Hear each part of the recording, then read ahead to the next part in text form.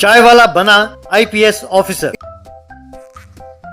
एक गांव में उमेश नाम का व्यक्ति एक पुलिस स्टेशन के बाहर चाय बेचता था। उमेश एकदम कड़क अदरक वाली चाय बनाता था। वो खुद उस चाय को ले जाकर पुलिस स्टेशन में एसआई और कांस्टेबल्स को देता था। उमेश रात को भी चाय बेचता था। वो वहीं पढ़ाई करता था। वो जब तब जाकर पुलिस स्टेशन में चाय देकर आता था। एक दिन एसआई राजेश उमेश से, उमेश, तुम आधी रात तक क्यों दुकान खोल के बैठे रहते हो? तुम घर क्यों नहीं जाते? रात को हमारे सिवा तुम्हें और कोई तो ग्राहक मिलेगा नहीं। साहब, मुझे पुलिस से बहुत प्यार है और मैं उनकी बहुत इज्जत करता हूँ साहब। मैं कई सालों से यहाँ पर चाय बेचता हूँ साहब। मैं जानता हूँ कि आप लोग कितनी तकलीफ उठाते हो। आप अपने परिवार को छोड़कर दिन रात यहाँ मेहनत करते हैं, तो क्या मैं आप लोगों के लिए थोड़ी सी चाय भी ना पिला पाऊँ? इतना ही नहीं सर, मैं भी एक दिन पुलिस वाला बनना चाहता हूँ। आप लोग मेरे आंखों के सामने ही रहें तो मुझ में और हौसला बढ़ेगा सर। ये सुनकर राजेश बहुत खुश हुआ। उमेश, हेड कांस्टेबल गंगा कह रहे थे कि तुम परीक्षा में खूब अच्छे नंबर लाते हो, इसीलिए तुम्हारा लक्ष्य केवल एक पुलिस वाला बनना नहीं होना चाहिए, तुम्हें आईपीएस ऑफिसर बनना होगा। मैं भी आईपीएस ऑफिसर बनना चाहता था, पर परिवार की हालत ऐसी थी कि मैं बन नहीं पाया। इसीलिए मैं चाहता हूँ कि मेरे सपने को तुम पूरा करो। इसके लिए मुझसे जो बन पड़ेगा मैं करूँगा, ठीक है? उमेश खुश होकर उसे सल्यूट मारा। तब से एसआई राजेश उमेश को किताबें खरीद कर देता था। उसका फीस भी भरता था। उसे सब्जेक्ट्स में कोई डाउट हो तो उसे भी क्लियर करता था। राजेश जैसे ईमानदार पुलिस अफसर के कारण उस गांव के कॉन्ट्रैक्टर चरण बहुत परेशान था। इसीलिए चरण ने मिनिस्टर से बात की और राजेश को उस गांव से ट्रांसफर करा दिया। उस गांव से जाते जाते राजेश उमेश से, मेरी कोई गलती नहीं थी, पर मेरे खिलाफ नकली केस बनाकर मुझे बदनाम किया है। मुझे अपनी चिंता नहीं है। तुम किसी तरह अपने लक्ष्य को हासिल करो और इन समाजी कीड़ों को समाज से बाहर निकाल फेंको, समझ गए? कहकर चला गया। राजेश को जाते हुए देखकर उमेश की आंखें भर आईं। अगले दिन उस स्टेशन में रंजीत नाम का एक एसआई आया। उमेश ने उसे सल्यूट मारकर, नमस्ते सर, मैं आपके स्टेशन के सामने ही चाय बेचता हूँ। मैं आईपीएस बनने के लक्ष्य से मेहनत से पढ़ रहा हूँ सर। उसके लिए आपकी आशीर्वाद की जरूरत है सर। क्यों रे चाय वाले, तुम मुझसे मजाक कर रहे हो? तुम आईपीएस ऑफिसर बनोगे? तुम समझते हो कि इतना आसान है? अपने औकात को देखो और सड़क साफ करने का नौकरी ढूंढ लो, वो शायद मिल भी जाए। लेकिन ये आईएएस आईपीएस के सपने देखना छोड़ दो। अब यहाँ से दफा हो जाओ। ऐसा कहा चिढ़कर। ये सुनकर हेड कांस्टेबल गंगा बहुत दुखी हुआ। उमेश समझ गया कि रंजीत अच्छा आदमी नहीं है। तभी कॉन्ट्रैक्टर चरण एक सूटकेस के साथ वहां पहुंचा। रंजीत को वो सूटकेस सौंपा और वेलकम टू आवर टाउन साहब, अब से आप और हम दोस्त हैं सर। Thank you. मैं जिस गांव में भी काम करूं, आप जैसों से ही दोस्ती रखता हूं। आप मेरा ख्याल रखिए, मैं आपका ख्याल रखूंगा। ये सुनकर चरण खुश होकर चला गया। ये सब देखकर उमेश अपने गुस्से पर काबू नहीं कर पाया।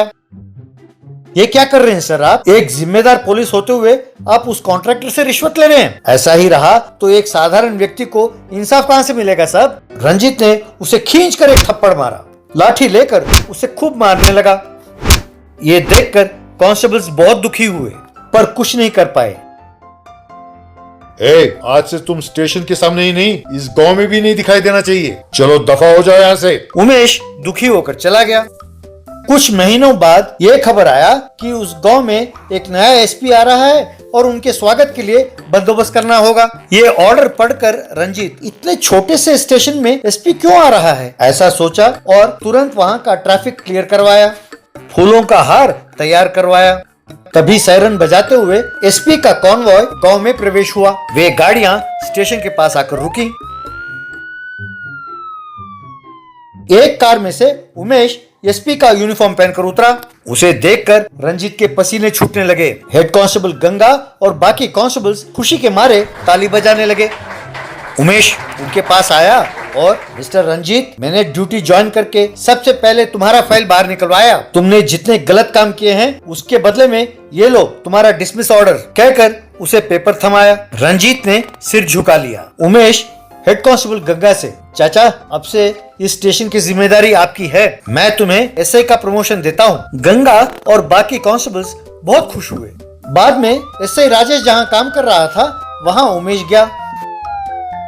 उमेश ने राजेश को सैल्यूट किया, राजेश ने भी उमेश को सैल्यूट किया। अपने सपने को उमेश द्वारा पूरा होते हुए देखकर राजेश का छाती फूल गया। राजेश ने उमेश को गले लगा लिया। सर, आपको मेरे अदरक वाली चाय पीकर बहुत दिन हो गए ना, चलिए बनाता हूं, कहकर उमेश ने वहां चाय बनाया। उसने राजेश और बाकी पुलिस अफसरों को खुद चाय बनाकर पिलाया। वे सब पुलिस वाले उमेश को देखकर बहुत खुश हुए। बाद में उमेश ने चरण और उस जैसे कॉन्ट्रैक्टर्स को अरेस्ट किया और जेल में डाल दिया। मस्कीटो अगरबत्ती वाला। मच्छर गांव मच्छरों के लिए बहुत प्रसिद्ध था। उस गांव के मच्छर बहुत ढीठ थे।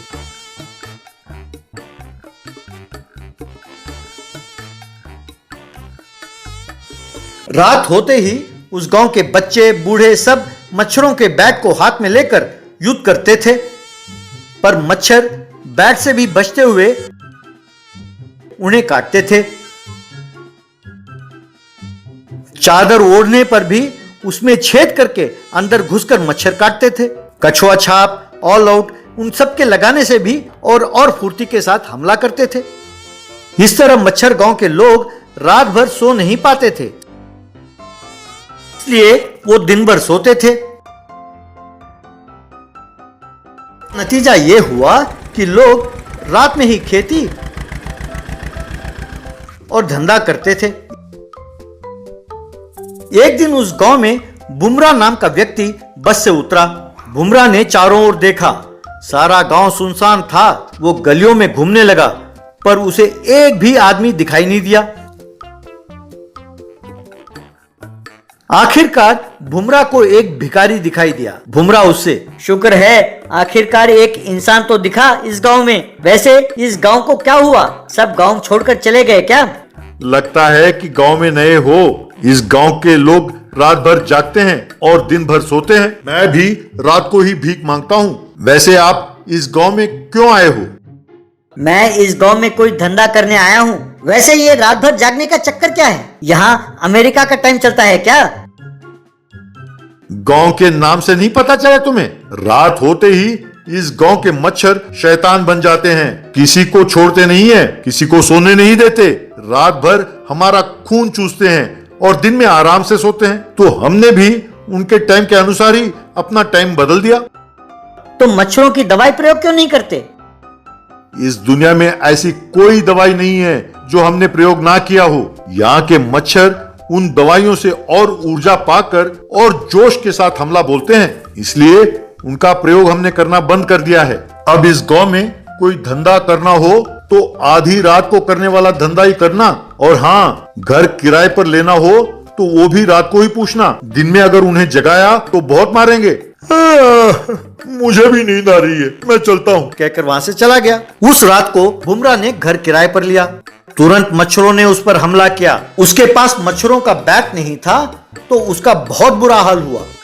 बाप रे, अरे हाय रे, अरे ये तो सुई की तरह चुभ रहे हैं। अरे बाप मेरे, अरे बस करो, तुम्हारे हाथ जोड़ता हूँ, कहकर चिल्लाने लगा। यूं रात भर उसे मच्छर काटते रहे।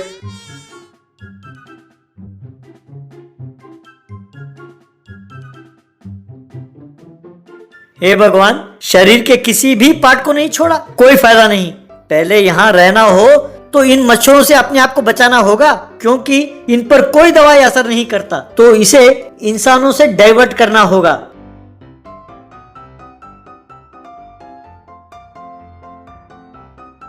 उस रात को बुमरा ने कई अगरबत्ती लिया और उन पर मुर्गी के खून को स्प्रे किया। उन्हें टेबल पर रखा और जलाया।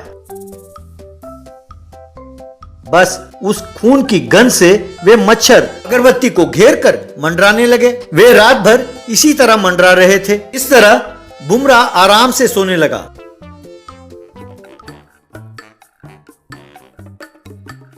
अगले दिन बुमरा, अरे वाह, मुझे एक बढ़िया बिजनेस आइडिया मिला है।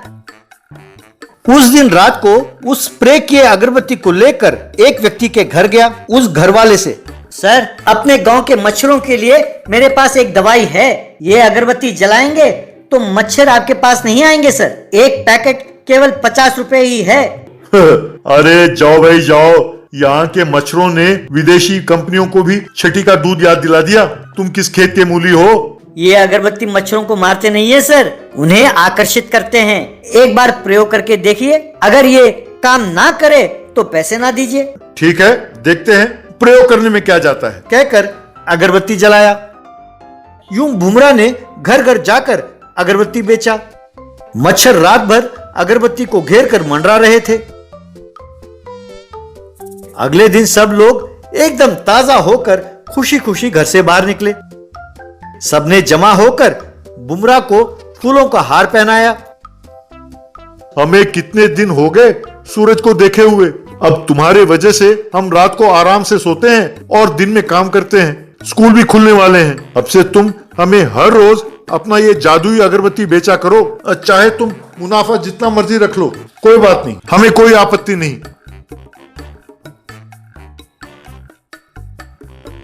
यूं बुमराह घर घर जाकर अगरबत्ती बेचने लगा और खूब पैसे कमाने लगा।